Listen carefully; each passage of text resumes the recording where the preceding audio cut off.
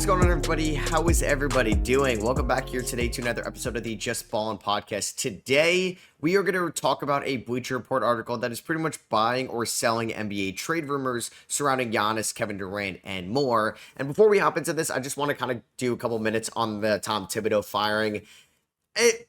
Man, it's bittersweet as a New York Knicks fan because I will never not appreciate and take for granted what Thibs did for the Knicks and how bad I started becoming a Knicks fan in like 2005, and I don't think the Knicks, I'm pretty sure, I'm positive they didn't have the same coach for more than 4 years. I went through the Isaiah Thomas, Larry Brown eras, Derek Fisher, Dave Fizdale, Jeff Hornacek, Mike Woodson, and Mike D'Antoni were at least had some success with the Knicks, but man, were the Knicks coaches just god-awful for 99% of my life. And Thibs comes with his flaws, comes with his stubbornness, but man, the Knicks were the laughingstock of the NBA in the 2010s, basically. They were embarrassing. They tanked in 2019 for Zion, KD, and Kyrie Irving, and they got none of those guys. They ended up with Bobby Portis, Marcus Morris, and Julius Randle, and Thibs ended up bringing them to the playoffs in 2021. They vastly overachieved. Julius Randle even won Most Improved Players, probably RJ Barrett's best shooting year of his career, or at least up there. Took a step back in 22, but 23 with Jalen Brunson, they end up losing in round number 2 to Miami. 2020, but they beat Cleveland when a lot of people predicted Cleveland to beat them. 2023, they beat Philadelphia in round number 1, lose to Indiana in round number 2. This year, they beat Detroit, they beat Boston, but they unfortunately lose to Indiana in round number 3. It does seem like that the Knicks are hoping that this is their Dwayne Casey, Nick Nurse situation. That's why I think the Knicks are going to go for a first-time head coach that is open to also changing his philosophies and is okay messing with his identity throughout the course of the year. Thibs was kind of stubborn to play Thibs and Mitchell Robinson for a decent amount of minutes. He struggles to just take out his guys when you're up by 15 late in the game. He struggles to really trust the bench for consistent playing time so they can build up their experience throughout the course of the regular season and their confidence in high leverage moments. Shamit Dewan Wright, barely precious, played big time moments throughout the regular season. So that's what the Knicks are hoping. I assume that they're going to get more of a first timer. I do believe they're going to try to interview Johnny Bryant if he's not already picked up by the Suns, because he used to be a Knicks assistant a couple years ago. And then there's some Donovan Mitchell factors, because that's why he goes to Cleveland, top assistant under Kenny Atkinson. I assume, like I said, the Knicks are going to go for a top assistant rather than like a Mike Malone, a Taylor Jenkins. I don't think they're ending up with a Dan Early or a Jay Wright, but I do think this is probably the right move in the long term for the Knicks. It just stinks that 5 years feels too short, even though it does feel like the Knicks, Thibs has been there forever, and it came with a lot of criticism when the Knicks hired him back in 2021, just given what he did in Minnesota and how poorly that ended with the Jimmy era. So, yeah, it does suck. I hope Thibs gets another head coaching job in his career. It is going to be weird to not see him out there in the Knicks kind of quarter zip, but if I had to guess, the Knicks are going to go with the new first-year head coach route next season. So this was written by Zach Buckley of Bleacher Report. Basically, there was a report that came out over the weekend that there's interest for the Toronto Raptors to go after Giannis Antetokounmpo this offseason. Now, there's a little bit to unpack from that idea, just because apparently Giannis Antetokounmpo is open-minded, or we'll see if he's going to fully request a trade. That meeting was supposed to happen last week, so I don't believe it did, because we would have heard something about it, but apparently there's mutual interest between Giannis Antetokounmpo and the Toronto Raptors. Basically, the Raptors have probably enough players that would interest the Milwaukee Bucks. They don't have any high-end picks like the San Antonio Spurs or Houston Rockets do right now or in the future. They don't own any of Milwaukee's picks like New Orleans or Portland does, and that's a way that they can get roped into a trade here and make this a 3-teamer. But yeah, you would have to assume everybody is on the table. Even Scotty Barnes. You would assume that they would like to pair up Scotty and Giannis Antetokounmpo. I don't think he's untouchable, but it would have to be Scotty gets you 85% of the way there, and not 50% of the way there, because in order to match the salary, you're going to have to include more than just Scotty, Pirtle, Ingram, quickly Barrett. It might be say if it was Scotty, it would have to be Scotty and Barrett to get that deal done. I mean, how would Ingram look around Giannis? Could that basically just be Chris Middleton 2.0? How does Jakob Poeltl look around Giannis? Could that be their version of Brook Lopez and could quickly be just a good combo guard for them? I mean, they have some young, interesting pieces. You have the 9th overall pick in this year's draft. You own all your draft capital going forward. They don't own any of their random first-round picks, but they own all of their first-round picks, all of their swaps. You'd assume I mean, with Scotty, it's going to probably cost them like 3 first-round picks. Without Scotty, it probably cost them 4 first-round picks and all your swaps or most of your swaps. Like, it's going to be that level of trade similar to what the Suns gave up for Kevin Durant in terms of the draft pick department. And then if you're keeping Scotty, it may be a trio. It might be like quickly Barrett, Pirtle, and then you send Kyle Kuzma going back or something like that. I'm not sure how Toronto feels about any of those pieces. I don't know how, unless I'm getting those three in every single swap and draft pick under the sun, and then maybe you can get a first or two back from Toronto or New Orleans if Grady Dick gets sent over there. I just think it's going to cost Toronto a lot. I think it's interesting, though, just because Giannis going to the Eastern Conference and maybe playing with someone like Scotty and how that could be one of the best defensive duos in the NBA. Like, that definitely intrigues me on how that can look going forward. I think this year was obviously banged up for a lot of reasons in Toronto with all their injuries that they had. It sucks we didn't get to see Brandon Ingram play a single minute in Toronto because I really was intrigued to see how he was going to look out there with RJ Barrett and Scotty Barnes. Would they be able to run actions for each other? How would they all feel with the ball not in their hands? And you do think Scotty took a little bit of a step back offensively this year.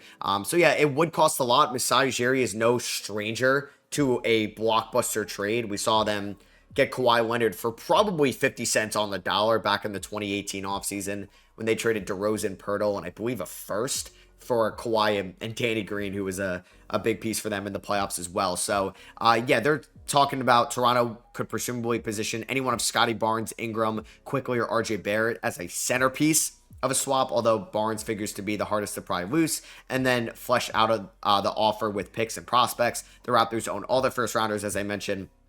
And then, yeah, you have Grady Dick, Jacoby Walter, Jonathan Mogbo, Jamal Shedder, some of the intriguing young players on this team. There could be like a sign and trade with Osha Baji in this deal as well. I would be intrigued about him coming back to Milwaukee. It's just like, I think Houston and San Antonio could easily blow out Toronto's best package if Scotty Barnes is not on the table. If Scotty Barnes is on the table, I am listening, but if he is not, then it is really hard to see this happening. They are doing a soft sell on this. Toronto can and may well factor into the Antetokounmpo trade talks, but more asset-rich teams will ultimately drive those discussions. I agree. I think, like I said, the Texas teams could really offer a better package. If you're looking at the Eastern Conference teams, I think one of the intriguing ones, like, I mean, it's not happening for Indiana. They're in the finals, but like Detroit, your Cleveland to the world, that's not happening. They're in the division. I really doubt it would happen. I mean, I don't know how Milwaukee would feel about Boston, but they would have Jaylen Brown to leverage and all this. Don't think that's happening. Orlando or Atlanta intrigues me a little bit, but is Orlando willing to part ways with Franz and Suggs or Franz and a ton of depth and picks? Is Atlanta willing to part ways with Jalen Johnson and Zachary Sachet and a ton of picks? I don't really think so. It's not happening for Philadelphia. Now we're really limiting the amount of teams that this can really go for. So I'm sure Giannis would like to stay in the East, given how much of a gauntlet the Western Conference is. It's just the reason why it's a gauntlet is because they all those teams have more asset-driven rosters and more intriguing assets out there for you to get. So I think it's 50-50 Giannis even gets traded this offseason. It might be 55 he doesn't, 45 he does. I just don't think it's going to happen in Toronto, but I am intrigued about the idea for sure. Unless they're willing to, yeah, you would have to basically give up every single pick, every single swap. But you assume if you get Giannis, those picks really aren't going to mean too much, or you hope. Timberwolves are targeting Durant as Ant-Man co-star. This also is very interesting this offseason. Kevin Durant was apparently going to maybe go to Minnesota. Minnesota needed a Eastern Conference team, probably like Brooklyn, Detroit, Charlotte, a team that could create some cap space to take on some of Minnesota's money so they can duck the second apron and get this deal done. They probably would have had to take on some of the, like, Yusuf Nurkic or something like that for Phoenix. And now you're asking, like, that Eastern Conference team to take on some really bad money. So I'm buying this, as I think Minnesota would be all over this. I think if Phoenix is like, it already kind of came out that they want some of their picks back. And that's why Houston is going to be at the forefront of this deal. Or if San Antonio really wants KD or a different team, they may try to rope in Houston to give Houston something else. And maybe KD goes to a different team, but the Suns are able to get their picks back. I get them wanting to do that. You can rope in Phoenix to get Washington to get your swap back next year. That goes from the Bradley Beal trade, something they didn't have to do. Oh my God, man. The Bradley Beal trade really mess this franchise up. But yeah, so I love the idea of Ant being the 1A and KD being the 1B. KD, you'd hope that he signs an extension, but I feel like Ant just matches KD's energy. And that could be as good of a co-star as you can ask for somebody that's what, 23 years old, 24 years old, that's coming off another conference finals appearance. That does feel like he's still, I mean, like, people will say that he didn't look as good as Shea, and he didn't in that series, but you have to also look at the team around them. I hate that, like, finals, like, appearances are becoming more of a team or individual stat than a team stat. Like, yes, Halliburton has more finals appearances than some of these guys around him. But then again, like, Halliburton's been on a very good team. He's got more playoff wins than LaMelo Ball. I agree he's better than LaMelo Ball, but I don't think that makes him, like, miles better, right? I was going to compare him to Chris Paul because Chris Paul, but he's been to a finals, right, in 22. But I just think, like, Ant is still, like, as good as you can ask for in the NBA. I think your tier 1 is Shea, Jokic, Giannis in any order. Probably Jokic as that 1. And then you kind of get in your tier 2s of guys in the league, which is, I think Ant's in that tier. I don't think he's in a different tier than Luka or Jason Tatum right now. And then you probably have, like, a healthy Embiid.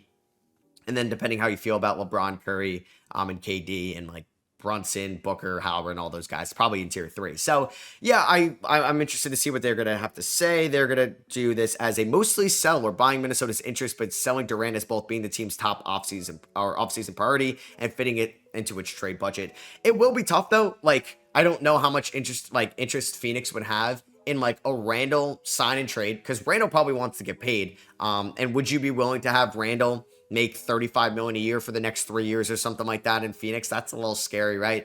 You'd get Dante DiVincenzo most likely in this deal. I'm interested about Dante DiVincenzo building up more depth in Phoenix. I'd be interested in Nickeil Alexander-Walker. If you can have some cap gurus get a sign and trade of him going to Phoenix in this deal, I'm intrigued about that for sure. Can you also land like a Rob Dillingham? Minnesota doesn't have a lot of trade or draft capital from the Rudy Gobert trade. They could throw a little bit out there. I don't mind that. Like, yeah, if I'm getting DiVincenzo, Randall on a 3-year extension, Nickeil Alexander-Walker on a 4-year extension, Rob Dillingham for Kevin Durant, I'd be open to that if I were Phoenix. One, I just don't think Minnesota wants to gut their roster, because how far of a team can Mike Conley, Anthony Edwards, Jaden McDaniels, Kevin Durant, and Gobert go with Reed off the bench? I mean, that is really good. And then you buy more into Terrence Shannon Jr. and Jalen Clark going forward on that roster. But they still need a point guard moving forward. I just don't know if these teams are going to match well. It just feels like, going back to the Giannis talk, all signs point to the Texas teams as having the most creative flexibility this offseason, being Houston and San Antonio. I don't think, they're not dangling one, so Dallas isn't getting Giannis, but hey, Dallas could get involved in the Kevin Durant talks. They definitely can. You would have to load off Gafford, PJ Washington, Klay Thompson, and probably like Max Christie, but then at that point, you're just trading way too much depth at that moment, so it's really not worth it to get it done that way. Right, like you'd probably, because unfortunately, I don't think Klay, PJ, and Gafford get it done. I would be open to that idea. It also would make a little bit more sense if KD was 34. 36 in the last year of his deal is a little scary. If I had to guess, he's going to be a Spur next year. That's still my prediction. I also love the idea of Denver trying to get in on that, but it'll be tough. So Cleveland, or the next one, is only 2 untouchables in Cleveland's core 4. So you would assume the untouchables are Evan Mobley and Donovan Mitchell. I mean, I'm buying that. I assume they're going to buy that as well. Whoa. They're saying sell. The Cavs could take calls to test the market for better fits, but they won't find offers that make them a better team. Interesting. They mentioned that Chris Fedor relayed on the Wine and Gold Talk podcast that the Cavs could be more willing to entertain and at least consider possibilities for Jared Allen and Darius Garland. I don't really think that's a surprise. He mentions that Mobley and Donovan Mitchell are the only 2 untouchables on this roster.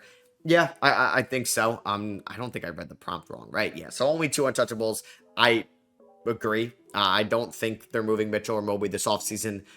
No matter what. Yeah, Evan Mobley for Giannis, it shakes me a lot straight up. But like I said before, they're not trading Giannis within the division. I think it'd be more wise. I mean, Garland is going to hold more value. And who knows? Garland may not be as good as he is right now on a different team, especially if you moved him to like Orlando or a team wanting a point guard or like a Houston. I think Jared Allen, who will have some value, I know the extension goes up from like 20 to 28, then over $30 million, but I'm ready to see Evan Mobley at the 5 spot. I think it's going to open up so much for him. And really what you could do next year is have DeAndre Hunter be your stretch 4. You could turn Allen to maybe like your Ty Jerome replacement, a really good backup point guard, and another additional wing, or maybe recoup some draft capital because you have none from the Donovan Mitchell and the DeAndre Hunter trades that you made over the last 3 years. So I would trade Jared Allen. You are going to be a second apron team. And I think Mobley at the 5 intrigues me a lot. To be honest with you, I'm not opposed to them trading Allen and Garland and reshuffling this roster a little bit about Donovan Mitchell and Evan Mobley. There was a chance last offseason Mitchell and Garland were going to potentially be moved. There was an Athletic article after the Cavs lost in round 2 that Mobley didn't want to go to Cleveland on the night of the 2021 draft. But I think what Mobley has shown this year, especially after winning Depoy, that he is untouchable in trade talks, and Donovan Mitchell, what he has shown time and time again is like one of the only guys on this team you can really trust in the fourth quarter offensively, and how dynamic he can be both at the free throw line, tacking downhill, 3-point shooting, isolation scoring, transition running. He can really do it all for you. I know he's never made it to a conference finals, right? I don't think he made it to one in, I'm drawing a blank if he did in Utah. He hasn't in Cleveland. He's lost to the Knicks. He's lost to the he's lost to the Celtics and he's lost to the Pacers. And there was that year that they lost to the Clippers when Kawhi got hurt. So yeah, he's never been in the conference finals. No, not even in the bubble. Yeah, no, that was the Nuggets. Okay, yeah, I was just kind of going down memory lane there. So you hope to get Donovan Mitchell over that hump, because I think you still run into some defensive issues with Garland and Mitchell in the backcourt in the playoffs. So I mean, you can really shake up this roster in a nice way, recoup some draft capital and some good players for Jared Allen and Darius Garland. If you make Allen available, the Lakers are calling, the Pelicans are calling, the Kings are calling. I don't know, the Knicks may be interested. Who knows now what's going on with them? And if you make Darius Garland available, a lot of teams would be interested, like Orlando, Phoenix, I'm sure would be interested. Houston would be interested.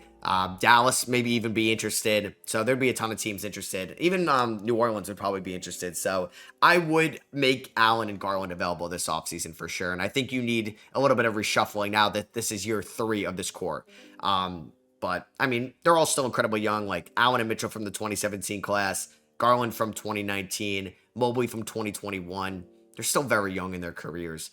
For the most part. So next up, we have Pelicans taking trade calls for everyone. So I'm not going to go into the Zion Williamson situation, but yeah, he's being accused and charged for pretty crazy things that would, you'd presume, end his, or assume it would end his NBA career if he's convicted guilty of all that.